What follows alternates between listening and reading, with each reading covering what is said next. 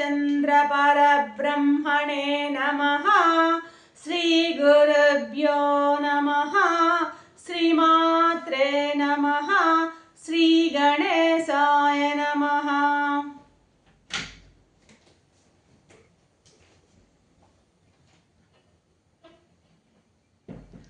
ప్రియాత్మ బంధువులారా, యోగ వాసిష్టం నిర్వాణ ప్రకరణము 537వ భాగము.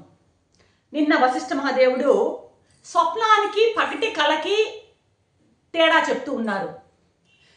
జాగ్రత్త అవస్థలో కనే కళ సాకారంగా ఉండదు అంటున్నాడు.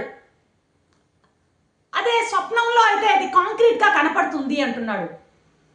అయితే స్వప్నంలో నీవు కనేటువంటి ఆ స్వప్నం మీద నీకు స్వాతంత్రం లేదు అంటున్నాడు. ఇక్కడ కమాండ్ ఉండదు. అంటే ఏంటి, నీకు నచ్చిన కళే రావడం, నీకు నచ్చని కళ రాకపోవడం, నచ్చినంతసేపు ఉండడం అంటూ నీ స్వతంత్రత ఏమీ అందులో కనపడదు. అయితే జాగ్రత్త అవస్థకు వచ్చేసరికి కొంత స్వతంత్రత ఉంటుంది. నీకు ఇష్టమైందే నువ్వు ఆ ఊహలో ఊహించుకోవచ్చు, కలగనొచ్చు, ఎంతవరకు అన్నట్టు కొంతవరకు నీకు స్వతంత్రత ఉంటుంది. కానీ జాగ్రత్త అవస్థలో కనేటువంటి ఆ పగటి కళ స్థిరంగా ఉంటుంది, స్థిరంగా ఉండదన్నమాట.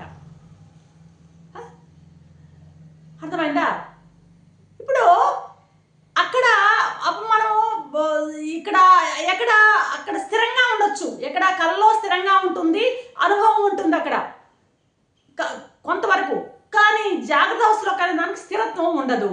అయితే ఇప్పుడు ఈ యోగ ప్రభావంతో, యోగిక్ బలంతో, ఆ యోగులైన వారు వాళ్ళకున్నటువంటి యోగ ప్రభావంతో వాళ్ళు కనుక ఏదైతే భావిస్తారో, ఏదైతే సంకల్పిస్తారో, ఆ యోగ ప్రభావం బాగా ఫలించినప్పుడు ఆ యోగి ఏదైతే భావిస్తాడో అది సర్వత్రా అతను దాన్ని దర్శించగలడు. తనకు కావాల్సిన స్వతంత్రత ఉంటుంది అని చెప్పడం అన్నమాట. ఇక్కడ తనకు కావాల్సిన విధంగా దాన్ని దర్శించగలడు. తనకు కావాల్సిన విధానంగా దర్శించగలడు, దాని అనుభవానికి కూడా తెచ్చుకోగలడు.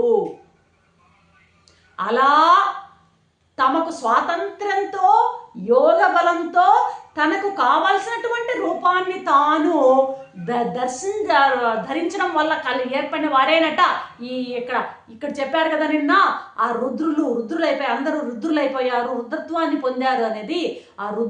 ఆ రుద్రులైతేమి, త్రిమూర్తులైతేమి, అదేవిధంగా దిక్పాలకులైతేమి, దేవతలైతేమి అందరూ కూడాను ఆ విధంగా యోగ బలంతో తమకు కావలసినటువంటి రూపాలను తామే ఏర్పరచుకున్న బాపతేనట ఈ త్రిమూర్తులైతేమి, దిక్పాలకులైతేమి, అదేవిధంగా ఈ రుద్రులైతేమి, ఎవరైతే వీళ్ళందరూ కూడాను. అలాంటి వాళ్ళని ఏమని పిలుస్తారు అంటే సిద్ధ సంకల్పాలు సిద్ధమైన సంకల్పం కలిగిన వారు అన్నమాట. వీళ్ళని సిద్ధ సంకల్పులు అని అంటారనమాట. ఇప్పుడు విశ్వామిత్రుడు తన యొక్క కృత్రిమంగా ఆయన ఎవరికి ఆ కృత్రిమైనటువంటి స్వర్గాన్ని, నహుషునికి ఆ త్రిశంకు స్వర్గాన్ని సృష్టిస్తాడు. అలాగా ఆ విధంగా వాళ్ళకి ఏం కావాలో, ఎలా కావాలో వాళ్ళ యోగ బలంతో వాళ్ళు ఏంటంటే వాటిని సృష్టించుకోవచ్చు అనమాట. వాళ్ళకి అవధులు ఉండవు. అర్థమైందా? కాబట్టి ఇవన్నీ కూడాను ఇప్పుడు అన్నారు కదా, రుద్రులు, త్రిమూర్తులు, దిక్పాలకులు, హైరార్కీ ఈ విధంగా అనమాట. ఎందుకు ఈ విధంగా ఒక హైరార్కీ, ఈ విధమైనటువంటి ఆ తారతమ్యత ఎందుకు ఉన్నదంటే, ఈ తారతమ్యత అంతా కూడాను ఎందుకు అట్లా ఉంటుంది అంటే దీన్ని ఆ తారతమ్యత కూడాను ఆ సాధనా బలము, ఆ యోగ బలాన్ని బట్టి ఆ తారతమ్యతలు కూడా కనపడుతున్నాయి అంటున్నాడు అనమాట. వీటన్నిటిని బట్టి మనం ఏం గ్రహించాలంటే, నువ్వు అంతకంతకు ఎదిగే కొద్దీ ఎంత దూరమైనా నువ్వు పోగలవు. మానవుడు అనేవాడు ఏదైనా సాధించగలడు అని చెప్పడానికి ఇవంతా చెప్తున్నారనమాట. ఎంత గొప్ప సిద్ధైనా సరే నువ్వు సంపాదించడానికి నువ్వు అర్హుడవి. నువ్వు ఎంతైనా సాధించగలవు అన్నటువంటి సత్యాన్ని నువ్వు గుర్తిస్తే చాలు.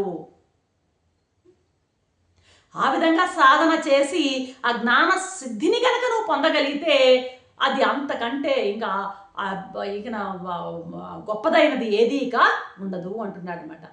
ఇక దానికి మించినటువంటిది ఇంకా సిద్ధి ఏది ఉండనే ఉండదు. నువ్వు ఏం కావాలనుకుంటే దాన్ని నువ్వు సాధించగలవు. కావాల్సిందల్లా నీ యొక్క ఆ యొక్క సాధన బలమే. నీ ఏదైనా సిద్ధిస్తుంది నీకు. అందుకే గురువుగారు చెప్తున్నారు, భగవత్పాదుడు అందుకే అంటారు, ఈశ్వరత్వం కూడా అది అది బెటర్, అంతేగాని బెస్ట్ ఏది అంటే సర్వాత్మకత్వం అంటారు అని చెప్తున్నారు మా గురువుగారు ఇక్కడ.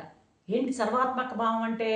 సర్వము నా స్వరూపమే అయిపోయినప్పుడు, సర్వము నా స్వరూపమే అని నేను భావించినప్పుడు ఇక సర్వానికి స్వరూపం అయిపోతానన్నమాట. అది ఎట్లా వస్తుంది సర్వాత్మక భావన అంటే? ఊరికి యోగంతో రాదు, జ్ఞానంతో కానీ రాదు. జ్ఞానమే ఇక్కడ కావాలింది. యోగము, తపస్సు మొదలైనవన్నీ కూడా ఇన్ఫీరియర్ అంటారనమాట ఇక్కడ మహర్షుల వారు. అవి పనికిరావు. అన్నీ కూడాను తక్కువ స్థాయి, తక్కువ గ్రేడ్ వేవి. యోగము, ఈ సమాధి, తపస్సు ఇవన్నీ వాటి వల్ల వచ్చేది కేవలం ఎంతవరకు నువ్వు పొందగలవు అంటే ఈశ్వరత్వం వరకు పొందగలవు. అంటే ఇందాక చెప్పాడు కదా, నీకు గనక ఆ కమిట్మెంట్ ఉంటే, నీ దగ్గర ఆ యొక్క అదిగానే ఉన్నట్లయితే నువ్వు ఏదైనా సాధిస్తావని ఇందాక చెప్పారు కదా.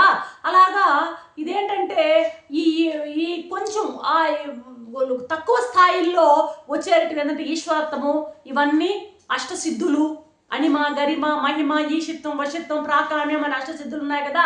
ఇవన్నీ కూడాను ఆ తక్కువ స్థాయిల్లో వచ్చేటివి అన్నమాట. అర్థమైందా? కాబట్టి ఏదైనా ఒకటి గనని గట్టి ఒక లక్ష్యాన్ని, ఒక అభిప్రాయాన్ని పెట్టుకుని ఒకే లక్ష్యం వైపు కనుక నీ మనసు లగ్నమైనట్లయితే నీవు ఆ సిద్ధినైనా సరే నీవు దాన్ని పొందవచ్చు. కాబట్టి నీ లక్ష్యాన్ని బట్టి, లక్ష్యం ఎంత గొప్పదో దాని స్థాయిని బట్టి నీ యొక్క ఉన్నతి ఉంటుంది. ఆ లక్ష్యం నీది ఎంత ఉదాత్తంగా అయితే నీ సిద్ధి అంతగా పెరిగి గొప్పగా నీకు అల్టిమేట్ ఆ యొక్క ఇది నీకు లభిస్తుంది. లక్ష్యం బట్టి, స్థాయిని బట్టి ఉంటుందన్నమాట అది. ఆ లక్ష్యం నీది ఉదాత్తంగా అయితే నీ సిద్ధి కూడా బాగా అంతగా పెరిగిపోతుంది. ఇప్పుడు క్షుద్ర దేవతలను ఉపాసించే వాళ్ళు క్షుద్రోపాసనలకే పరిమితం అయిపోతారు కొందరు. వాడి లక్ష్యం అంతవరకే, వాడు అక్కడి వరకే ఆగిపోయాడు. ఇక్కడ అంటాడు, దక్షిణ దిక్కు ప్రయాణించేవారు ఉత్తర దిక్కుని ఎప్పుడైనా చేరగలడా అని ప్రశ్నిస్తున్నాడు ఇక్కడ వశిష్ఠ మహర్షి. కాబట్టి అల్పశక్తులు చాలు అనుకునే వాళ్ళకి ఇక అల్పశక్తులే లభిస్తాయి, కానీ అధికమైనటువంటి ఫలం వారికి మృగ్యమే.